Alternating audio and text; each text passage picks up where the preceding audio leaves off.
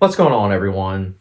So welcome to my latest video. This is my top 10 films that are better on rewatch. So this was a video that I originally wasn't planning to do, but one of my coworkers actually mentioned this to me, like this idea about doing a top 10 films that are better on rewatch. And the more I thought about it, the more I was like, yeah, I like that idea. Because there are so many times where I'll watch a film once and I might think that it's kind of middle of the road or solid, but then I start thinking about it more and more and I'm like, you know what, let me rewatch it. And I rewatch it and it's as if it's my first time watching it. So that's happened many times. And this list will consist of 5 honorable mentions and then I'll go from 10 to 1 with my number 1 being, of course, the film that I 100% think that you should rewatch in order to fully appreciate. So it goes without saying, though, my list is going to be different from yours, and that's what's great about film as an art form, is that it is subjective, not objective. So I look forward to seeing what the 10 films that are better on rewatch for you. And who knows, maybe there are some films that you'll have on your list that I'll look in the comment section and I'll say to myself, you know what, maybe I need to rewatch that, or maybe I'll just say, yeah, I agree. So without further ado, guys,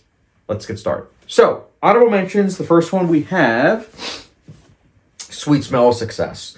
So this was a film that I saw, I think it was a year or so ago. Yeah, I saw it a year or so ago, and it was on a streaming platform. And I'm not going to lie, the transfer was pretty bad. I was also watching it on my phone, and then at the same time, I really thought that it should have pushed boundaries a bit more. I know that it took place during the Hays Code, but I was definitely very hard on this film. And then the second time I watched it, I actually bought the Criterion Blu-ray because I saw it, at Barnes & Nobles, and I said to myself, you know what, it's a film that on paper I should love. It's dealing with seedy characters, it's dealing with, the writing business and how a lot of times corruption can, usurp someone's own morality. So it's a lot of ideas that this film is tackling that I love. So I'm like, you know what, let me give it a second chance. And I rewatched it, and I have to say, watching it on Blu-ray and then also just with a, fresh perspective, it did feel like it was watching it for the first time, because a lot of it, I was able to sidestep where I'm like, the Hays Code, yeah, it is what it is. It's something that they had to work, with. But I do have to say that I do think the morality tale that this film is dealing with, I found to be a lot more rewarding on second viewing. So if you didn't really care for this film the first time, I would highly recommend rewatching it, because I do have to say it does get better on second viewing. And yeah, I love this film now. Next time we'll mention, we have Le Haine. So Le Haine I thought was solid the first time I saw it, but the thing was, it didn't really resonate so much with me. And I know what you're thinking, it's taking place in France and everything, so it's like, maybe that's why you weren't able to fully appreciate it. But I would argue that I watched this not in the best state of mind. I watched this in early 2018. I just was very, very depressed. So this film is also quite depressing, but at the same time, I just feel like I really wasn't able to fully appreciate it because of that. When I rewatched it, it was a little bit after all the riots and everything that happened in 2020. So I was really able to take in all the themes and messages about police brutality that this film delves into. And I have to say, it's an exceptional film. It really holds up. And also, what's great is I was also able to appreciate all the filmmaking attributes that this film has. The acting is great. Vincent Cassel in particular is fantastic. It's a slice of life, coming of age story of sorts, and it's a really well done one. But it's one that one viewing wasn't enough for me. I had to rewatch it. And I'm glad that I did. I am glad that I gave it a second chance. Next up, we have Nightmare Alley. So the first time I saw Nightmare Alley, I'm not going to lie, it's kind of a mistake watching it. And the reason why I say that is because it was I think it was like a 9 or 9:30 p.m. showing. So it's very late. And this film has a very old school style of approaching the pacing. It's a very slow burn. And at the same time, you're dealing with a very classic story of sorts, a rise and fall type deal. But the thing is this, it's dealing with this in a slow manner. So if you're watching this late at night and you're like myself, you're probably not going to fully be able to appreciate it. So thankfully, it did get a Best Picture nomination at the Oscars, and my wife and I have it where each year we do watch all the Best Picture nominations. So when it got nominated, my wife hadn't seen it, so I watched it a second time. And it was like watching a completely different movie. I was really able to appreciate the pacing. I was really able to appreciate the classic approach of the story. And I have to be honest, I was able to really relate to this character's journey. I think it's very fascinating. In particular, this character that is very black and white, very I would never, I always. That type of mentality this character has. And it's really interesting seeing his arc. It's a film that if you've been sleeping on, which unfortunately, if you look at the box office, many people did, I would highly recommend this film. It's a really good film, but I will say this, if you watch it once and you're like, give it a second chance. I do think that it gets better on second viewing, and honestly, I love this film now. Next up, came out the same year, and also, ironically, got a Best Picture nomination. We have The Power of the Dog. So this was a film I watched on a work night. And I actually watched it with my wife, and she liked it more than me. And there was a lot of key plot points that she brought up when we talked about it later on. And I don't know, it was one of those things with her talking about it, and then also just me, thinking about it more and more. I was like, you know what? Let me rewatch it. And when I rewatched it, I really appreciated a lot of the symbolism that the film was attributing, and also the visual storytelling, the characters. And again, it's one of those films that stuck with me, and I just kept rewatching. And I think I've seen it 4 or 5 times. I've seen it the same amount of times as Nightmare Alley. It's a film that it gets better with each viewing. And again, one viewing I just don't think is enough. With the way that it's directed, it's a very slow burn approach. And that's something that I understand many audience members don't like, but I do think that it's a film that if you stick with it and you do rewatch it, it's really, really good. And my last honorable mention, this might be a surprise to many, but we have The Departed. It's funny thinking about this now, but how do I put this? I was quite close-minded when I watched this film. I had seen Infernal Affairs, which I now actually own on Blu-ray, but I saw Infernal Affairs the year prior to watching The Departed. And so the first time I watched The Departed, I was comparing and contrasting it to the Infernal Affairs trilogy. And I was just saying, you know what, no, the original Infernal Affairs is better, blah, blah, blah, blah, blah. And I also, at this point in my life, I wasn't that open-minded in regards to language. Like, I was like, oh, and they're cursing all the time. Now, of course, I understand that it's like one of those things where it's like, hey, they're from Boston, blue-collar workers and everything. It makes sense. Of course, that's how they talk. But at the same time, it was kind of ironic and hypocritical because I've only seen Infernal Affairs twice. I've seen it twice in the span of a decade plus. And The Departed, I just kept coming back to. My rating rose from a 3.5 to now it's a 5 out of 5. I think The Departed is one of the best paced films. I think it's a film that you look at the runtime and it's like, oh, it's 2.5 hours. Flies by. And I will argue, it is better than the original Infernal Affairs because it makes it its own. Martin Scorsese's directing makes it its own. It's very well acted. It's got a killer script, very tight, and the way it's paced and edited is just razor sharp. It's just a great film, and also it's right on my alley. But again, I think I watched it just at an age where I was just a little bit too close-minded for it. But when I rewatched it, I was a lot more open, and over the years, as I've become more and more open, this film I've really embraced as a film that I love. One of my absolute favorites now. But if you told 17-year-old, 18-year-old Chad that, I would have said, no way. But yeah, those are my honorable mentions. So kicking things off with my top 10, my number 10, we have Stalker. So right away, this is a film that when I first saw, I believe it was in 2017, I thought it was quite boring. I thought it was way too long. I thought the directing and the pacing were just glacially slow. Like, to the point of where I was like, I just can't appreciate this. But it's one of those things where I wanted to rank Andrei Tarkovsky's work, and I wanted to try to watch his films later on. I think 2021 was when I decided that. So like 4 years later, I was like, you know what, this is one of the best filmmakers ever, or what's considered, so let me try to watch all of his films. And so when I rewatched Stalker, I appreciated it much more. I no longer really had an issue with the pacing, the directing, because I understood what the director was going for. He was going for a philosophical approach, and the slow burn is to the point. I also think the cinematography is something that I really appreciated, especially on Blu-ray. It's pretty phenomenal, honestly. And I do think that you have to be in a certain mood, yes, when you're watching it. And that's the thing with Tarkovsky, though, is that even if you're in a certain mood, it's a slow burn, man. And I think that that's why if you watch it once and you're not a big fan of it, I get that. But maybe down the line, rewatch it. I do think a rewatch will greatly enhance your experience. And, I know that was the case with me, and that's why I have it as my number 10.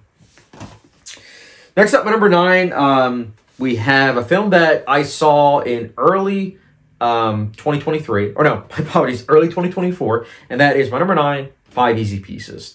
So I saw this film because I was going through the 1970s Academy Award Best Picture nominees. This is one of those films that got nominated, and I saw it, and it was one of those things where I was watching it, and I don't know if it was because of the mood I was in, but when I was watching it, I was like, this is solid, but I feel like I should love this film. Because it hits all the check boxes of things that I love. A character that is unlikable and has like a flat arc journey. An ending with an amazing long take that, lingers with you long after the credits roll. A slice of life story that feels very gritty and at the same time is following a blue collar worker that, just has a lot of issues. And then a third act that honestly really makes sense as to why he has those issues, and it gives you a different perspective. So it hits all those marks as the things that I like. So it was like, why did I think it was solid?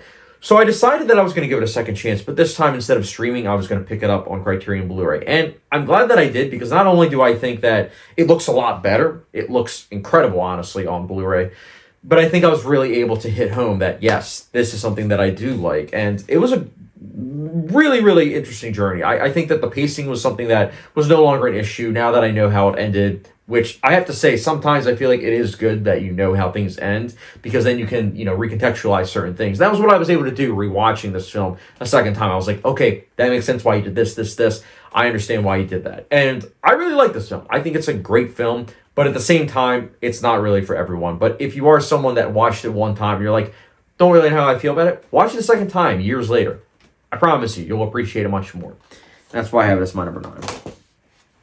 Next up, my number 8, we have, this is going to be a surprise for some, but my number 8, we have Spring Breakers. So when I saw Spring Breakers for the first time, I wasn't a big fan of it. I thought it was pretty middle of the road. I wasn't a fan of the repetitive nature of it, how James Franco kept saying spring break, how the characters kept on doing debauchery, they would do a debauchery event, then they would complain about certain things, then they would do the debauchery event, rinse and repeat. So I wasn't a fan of that when I watched it for the first time, almost a decade ago at this point.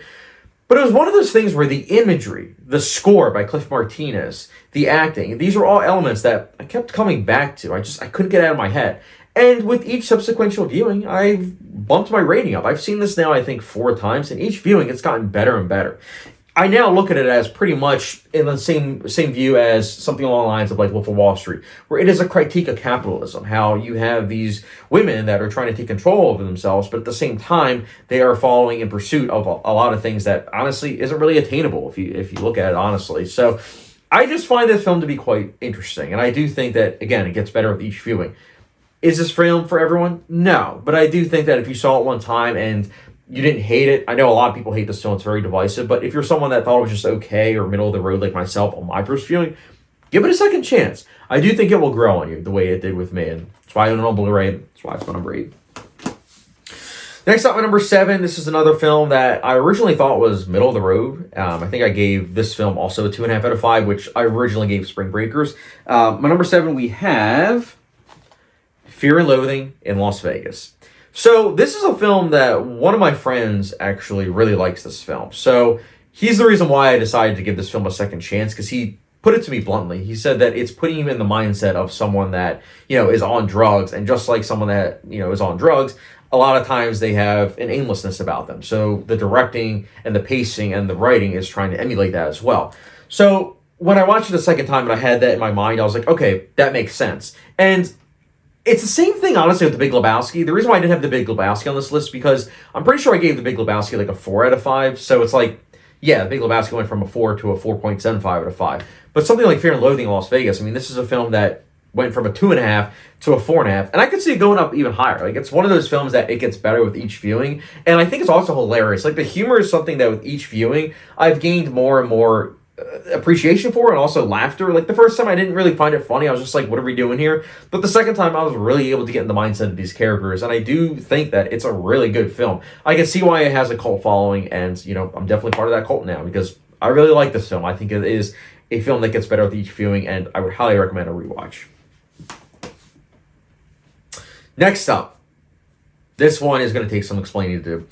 My number 6, we have Lawrence of Arabia. So the first time I saw this was back in 2013, and I watched it with my mom, and my mom absolutely hated this film. In fact, my family would come in every now and then and watch this film, and they all were saying how boring it was. And I won't lie, when I was watching it with them, I also was feeling the meandering pacing, and I also felt the length. So it was one of those things where I was like, yeah, it's solid. I'll give it a 3.5 out of 5, but, I'm not really loving it the way that, a lot of people do and how beloved it is, but I can see why people do. But it was one of those things where I still wanted to rewatch it. Like, years later, I was like, you know what? I feel like I can appreciate films much more. Let me rewatch it. And when I watched it the second time, I liked it much more. I was able to appreciate and hone in on the filmmaking aspects much more, whilst at the same time looking at the lead character's journey. And it definitely struck a chord. It was something I liked a lot more. And that's why I then saw it after the 4K. And I have to say, watching it on 4K, that's the way to do it. This is a film that gets better with each viewing, but again, telling someone to watch an almost 4-hour film twice, that's something you're not really going to see many people do. So if you weren't a fan of this film a first viewing and you're like, wait, you're telling me to watch it a second time? Yeah, I am. Especially if you like filmmaking. This film is incredible. This is one of those films that they will showcase in film study classes for a reason, because it is that good in regards to the filmmaking. So I really like Lawrence of Arabia, but again, it took multiple viewings for that to occur, specifically a second viewing. And now we get to the nitty gritty, top five. My number five, speaking of film classes, my number five, we have Night of the Living Dead. So, story time. Early 2015, I took an independent film studies class, and this was one of the films that we were supposed to watch. And I remember watching it, and I thought that it was okay to solid. I understood why it was a hit back in the day, especially with how much it did for independent cinema in terms of, the revenue, but also the filmmaking techniques. But I wasn't really enthralled with this film. And I watched the sequel, Dawn of the Dead, and I loved it. It was one of those things where I was like, okay, it's going to be similar to Terminator 1 and 2, where Terminator 2 I love much more, and also the Raid 1 and Raid 2, where I love the Raid 2 much more. And just like those two movies, Terminator 2 and the Raid 2, I was like, I don't think I'm ever going to rewatch Night of the Living Dead. But it was one of those things where over the years, I said to myself, you know what? I think I should rewatch Night of the Living Dead, because it is a film that greatly did a lot for independent cinema. And I'm glad that I did, because now it might be a hot take, but I actually prefer Night of the Living Dead over Dawn of the Dead. That said, I do love Dawn of the Dead, but I really like how this film approaches the zombie genre. It's something that feels very realistic and raw, but at the same time, I also appreciated the makeup, the black and white cinematography, the performances. It also has a lot of social commentary. I know that a lot of people will say, oh my goodness, social commentary, that's something that's only been around for a couple of years. You've been living under a rock. Social commentary has been around in films since its inception. More importantly, it's been in horror films a lot. And this is one of the best films about social commentary in regards to the horror genre. If you are a fan of horror in particular, and you saw this film one time, you're like, it's not scary. Well, look at it from a different viewpoint. Look at the story. Look at the filmmaking. Look at the character development. Look at that ending. That ending really hit me the second time I watched it. It's a film that gets better with each viewing, and I do think that you should rewatch it a second time. Please. It's a great film. Great film, but again, it took me 2 viewings. Next up, this is gonna be funny to talk about. My number 4, we have Inland Empire. So if you go to my David Lynch director ranking video, a lot of comments were busting my balls for not having Inland Empire higher up, and also back then I used to have a Batman v Superman poster in the background, and they were like, oh, he likes Batman v Superman, but doesn't like Inland Empire. First of all, I never said I didn't like Inland Empire. I thought it was solid, but it was just one of those films where I was like, it's 3 hours long, and at the same time, I just didn't really get anything from it the same way that I did like Mulholland Drive or Eraserhead. But here's the thing. Over the course of time, which a lot of these movies is the same case where it takes me years to want to, go back to it. When I decided to rewatch this film, I was like, I'm going to pick up the Criterion Blu-ray, give it a second chance. Maybe I'll like it more. When I gave it a second chance over the course of, I think it was like 7-8 years since I first saw it in 2015 that I decided to rewatch it. When I rewatched it, I liked it much more. In fact, I've seen it 3 times now. And the third viewing, it was like really, really good. Even better than the second viewing. But it's a film that I understand. And I think many people out there will also understand why other people might not give it a second chance, because it's 3 hours long. And it's not for everyone. It's shot on, I believe it's video. No, not video. It's shot on like digital camcorders. So it doesn't look the best. It's a film that, visually speaking, isn't, pretty to look at. It's very ugly. It's very murky looking. And it's also a film that feels meandering, at least on first viewing. Second viewing and third viewing, I was able to understand that this is a dreamlike logic film. It's not like Mulholland Drive where it has that, but it also is clearly telling a beginning, middle, end. This is a film that's not so much. It's more so the journey of the lead character that you're following. And that might be something that's not for everyone. I get that. But I do think that if you like art house cinema, and you are a fan of David Lynch and you watched it one time and you're like, you know what, maybe I wasn't a big fan of it, or I thought it was just middle of the road, give it a second chance years down the line. I would recommend it, because I do think that it got a lot better on second viewing. And that's why I have it as my number 4. Next up, my number 3, this is a film that I'll talk a little bit about. My number 3, we have A Ghost Story. So A Ghost Story, I mentioned briefly when I was talking about Le Haine, how when I watched that film, I was dealing with, depression. Full circle moment. So, A Ghost Story, when I saw this film, I saw it with two friends, and I remember all three of us, we had very different reactions. My one friend absolutely hated it, or I should say then friend. We're not friends anymore, unfortunately. But he hated the film. I thought it was absolutely terrible. I thought it was solid. Didn't really get much out of it, but I thought it was solid. I thought the filmmaking was good, for sure. But my other friend, he was floored by. He said that with where he is in life, with, dealing with depression and everything, that it really struck a chord with him. And I respected that. I was like, what, I understand where you're coming from. I'm sorry that, you're going through that. And at the same time, I said, I'm glad that this film, worked for you quite a bit. Several years later, when The Green Knight came out, and I absolutely loved The Green Knight, I said to myself, you know what? Let me rewatch A Ghost Story. And having been through depression, which I technically did back in 2017 when I saw A Ghost Story, but I didn't really have a name for it at that point. But in 2018, that was when I was like, oh yeah, I'm dealing with depression. Something that's ongoing. After watching it a second time in 2021, A Ghost Story, it really struck a chord. It's one of the best renditions, I think, of depression. Like, it captures it quite well. Like, really, really well. That pie scene, been there before. That sense of melancholy, I've been there. Having an inspiration and a love for the art forms, but then when you're feeling down and depressed, it's something that's not even interesting. I can relate to that. So this film really struck a chord on a second viewing, and I've seen it a couple times since, and it gets more and more relatable. It's one of those films that I think it gets better with each viewing, and I do think that if you're someone that maybe saw it the first time and it was something that you didn't really deal with in terms of depression or anxiety, maybe a second viewing, because I feel like as we get older, it's something that we all kind of deal with, at least in my eyes. So I think that if you watch it a second time, especially years down the line, I think you'll like this film a lot more. It struck a chord with me quite a bit on second viewing, and I'm so glad that The Green Knight came out, because I don't know if I would have came back to this film. I really don't. But because I liked The Green Knight so much, specifically the last 20 minutes, I said, let me rewatch A Ghost Story. And I'm glad that he did, because here it is on this list of, one of the 10 films that deserves a rewatch, because it gets better. Next up, my number 2, we have The Tree of Life. So full disclosure, when I first saw this film, I believe it was 2012, I gave it like a half a star out of 5. I hated this film. In fact, I watched it with my mom, and we got like 15 minutes into it, shut it off. It just meandered. It, at the same time, seemed unfocused, and it was just something that we immediately turned off. But I think it was early 2015 was when I was like, you know what? Let me give this film a second chance. Let me actually watch it all the way through, because I just don't think it was right for me to just shut it off, even though it wasn't me that shut it off. Anyways, when I watched it a second time in 2015, it was like night and day. Like, the first 15 minutes, I no longer was like, this is kind of meandering, this is, lifeless.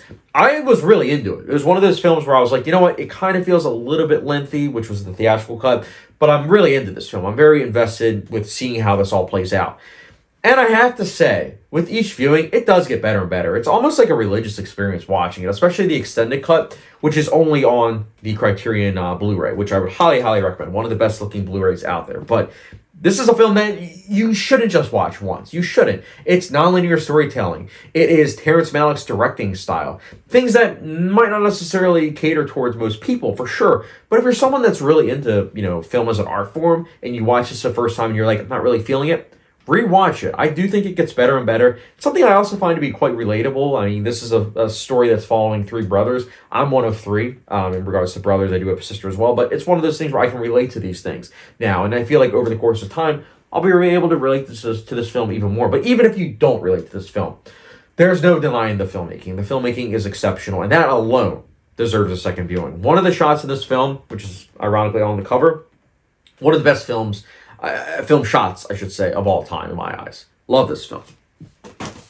And my number 1, this is a film that when I first saw it, I can't believe I'm admitting this, but when I first saw my number 1, this was a film that I was fast forwarding certain scenes, especially towards the end.